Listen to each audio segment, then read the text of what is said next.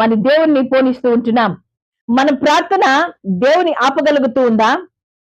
అదే రీతిగా బైబిల్ గ్రంథంలో ఇంకొక వ్యక్తి కూడా ఉన్నాడు. తన కేకల ద్వారా యేసు ప్రభుని ఆపివేశాడు. ఎవరు? గుడ్డి భర్తమై కదా.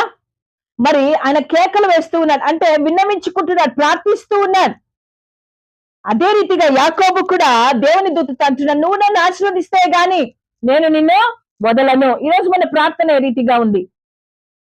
మనము అంత పట్టుదలతో దేవుని పాదాలను పట్టుకొని మనం అడుగుతుంటున్నామా, దేవా ఈరోజు నువ్వు నన్ను ఆశీర్వదిస్తే తప్ప నేను నిన్ను వదలను ప్రభువా, నాకు ఈ సమస్య తీరాలి ప్రభువా, నాకు ఆ బలహీనతను వెళ్ళిపోవాలి ప్రభువా, నీవు నాకు సహాయం చేయాలి ప్రభువా అని పట్టుదల కలిగి దేవుని దగ్గర మనం అడుగుతూ ఉంటున్నామా? యాకోబు పట్టుదల కలిగిన వానిగా దేవుని యొక్క పాదాలను పట్టుకున్నాడు.